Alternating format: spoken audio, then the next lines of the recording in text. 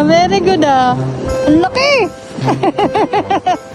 Ang galing ah. Yo, what's up mga kaloyal? At dahil nga weekend ngayon, alam nyo naman kung saan tayo pumupunta kapag weekend at tayo ay walang pasok sa trabaho. Kapag hindi tayo mamimili sa ating mga paninda ay narinig tayo sa lawa para manghuli ng isda. Ari na may ating libangan lamang, pantanggal baga ng ating stress.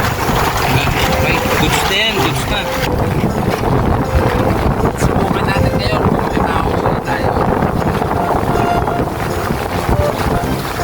Alam nyo naman na ako ay wala ng bisyo kaysa ako'y tumambay at makipag-inuman diyan kung saan lamang ay magaling pang dininalaan ako, makakahuli pa ng pang-ulam. Sa mga oras na aray, ako ay pandalas na ng ikot ng aking pamingwait at ako'y nakakaramdam na parang may nahuli na.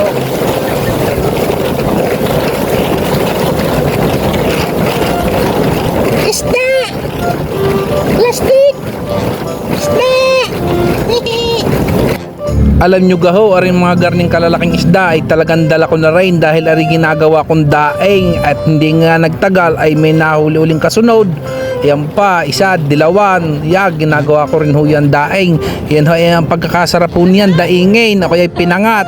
At ari namang aking anak na si Jetrong ari, ay ko, sigaw na, daday, mame, ay tingnan yung aking nahuli, ay ang pagkakalaki na nga naman ng kanyang nahuling ari, tingnan nyo naman ay talagang malaki pa sa kanyang palad, silipin yung mabuti. Ang laki. Ang galing mo talaga. Very good ah. Ang laki. Ang galing ah. Very good ah. Ayun na yan. Alam malaki. Ang galing.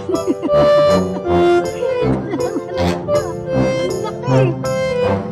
Garneho ang nahuhuli din sa wawa ay kung pang aquarium din lang ay tingnan nyo ang pagkagaganda ay din ay sabi ko sa aking asawa, pumarinig ka, tingnan mo ang pagkakalaki ng aking huli kasi nga ay nanlalaban ay ako'y pandalas ng ikot at medyo mabigat talaga.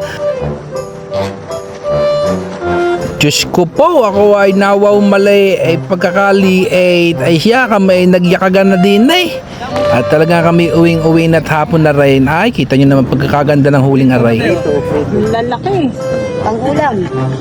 Ang ulam na yan. At yan mga kaloyal ang amin nahuli mula alas 3 ng hapon hanggang alas 5:30 ng hapon. At yan naman yung aming nahuling malalaki. Ayan ang aming ginawa diyan. Pinaksiw muna, ginataan, nilagyan ng mustasa.